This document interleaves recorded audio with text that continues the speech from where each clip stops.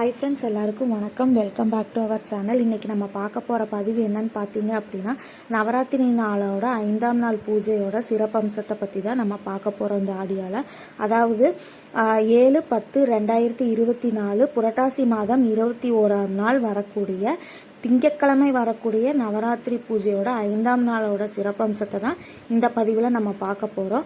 Audio ரொம்பவே யூஸ்ஃபுல்லாக இருக்கும், ஸ்கிப் பண்ணாமல் பாருங்கள். அதுக்கு முன்னாடி நம்ம சேனலை இன்னும் சப்ஸ்கிரைப் பண்ணாதவங்க சப்ஸ்கிரைப் பண்ணிக்கோங்க. கீழே இருக்க பெல் ஐக்கானை கிளிக் பண்ணிக்கோங்க. அப்போ தான் நம்ம போட போகிற மோர் வீடியோஸ் வந்து உங்களுக்கு உடனே நோட்டிஃபிகேஷனில் வரும். ஓகே ஃப்ரெண்ட்ஸ், டுடே வீடியோக்குள்ளே போகலாம். 4, 5, 6 இந்த நவராத்திரி பூஜையை வந்து லட்சுமி தேவியை வந்து வழிபாடு பண்ணி நம்ம செய்வோம். இந்த லட்சுமி தாயார் வந்து இன்றைக்கி என்ன அவதாரத்தில் இருப்பாங்க அப்படின்னு பார்த்தீங்க அப்படின்னா, வைஷ்ணவி தேவி அப்படிங்கிற அலங்காரத்தில் இருப்பாங்க. கொலு வச்சுருக்கவங்க காலை மாலை 2 வேளையும் பூஜை செய்யணும். பூஜை செய்கிறதுக்கு நல்ல நேரம் என்னன்னு பார்த்தீங்க அப்படின்னா, காலையில் வந்து பிரம்ம முகூர்த்தத்தில் நீங்கள் பூஜை பண்ணிங்கன்னா நேரம் கணக்கு நீங்கள் பார்க்க வேண்டியதில்லை. அதனால் வந்து நம்மளால் நெய்வேத்தியம் எதுவும் பண்ண முடியல அப்படின்லாம் நீங்கள் நினைக்க வேண்டாம்.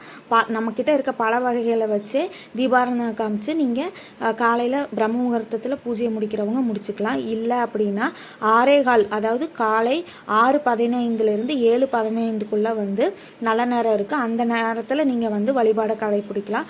அதுவும் பண்ண முடியல அப்படின்னா காலை 9:15 10:15 வந்து நல்ல நேரம் இருக்குது. அந்த நேரத்தில் கொலு வச்சுருக்கவங்க காலை வழிபாடை நீங்கள் முடிச்சிருங்க.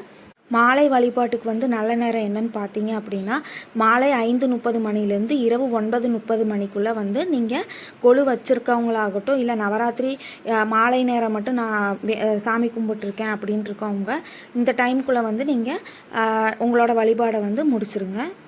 இப்போ வந்து அம்மன், அதாவது வைஷ்ணவி அம்மனுக்கு வந்து நம்ம என்னென்ன படைச்சு வழிபாடு பண்ணணும், என்னென்ன மலர்கள், கோலம், பழம், இந்த வகைகள் எல்லாம் என்னென்ன படைச்சு சிறப்பம்சமாக வழிபாடு பண்ணலாம் அப்படிங்கிற பதிவை வந்து இப்போ நான் உங்களுக்கு சொல்கிறேன்.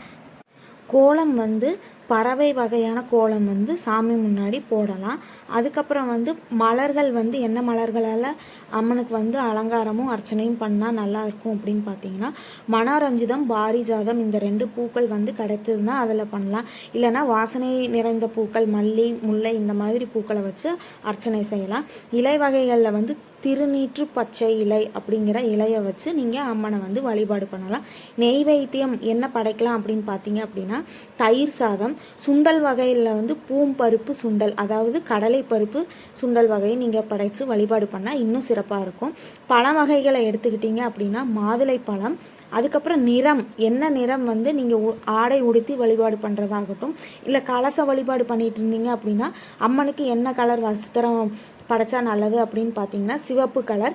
நீங்கள் வீட்டுக்கு வந்து சுமங்கலி பெண்களை வர வச்சு அவங்களுக்கு தாம்பலம் கொடுத்துட்டு இருந்தீங்க அப்படின்னா அவங்களுக்கு சிவப்பு நிறமான வஸ்திரமோ இல்லை வளையல் இந்த மாதிரி இருக்கிறத வந்து நீங்கள் அவங்களுக்கு வந்து தாம்பலமாக கொடுக்கலாம்.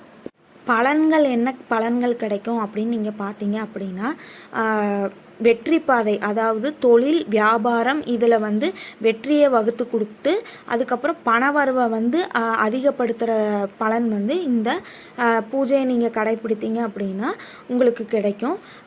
அதுக்கப்புறம் பார்த்திங்கன்னா உதவி அப்படின்னு கேட்குறவங்களுக்கு உதவி பண்ணிடுங்க. அப்புறம் கோவிலில் வந்து அன்னதானம் கொடுக்கறது, இந்த மாதிரி நெய்வேத்தியம் பிரசாதம் படைக்கிறது வந்து ரொம்பவே விசேஷமானது.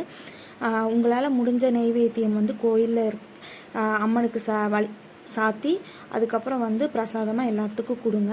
அப்படி இல்லை அப்படின்னா ஆசிரமத்தில் வந்து ஒரு நேரம் சாப்பாடுக்கு வழிவகுத்து நீங்கள் அன்னதானம் பண்ணுங்கள். அதுக்கப்புறம் வந்து இல்லாத பற்றவங்களுக்கு வந்து ஒரு நேரம் சாப்பாடாவது நீங்கள் வாங்கி கொடுத்தீங்க அப்படின்னா அந்த பலனும் உங்களுக்கு தான் வந்து சேரும்.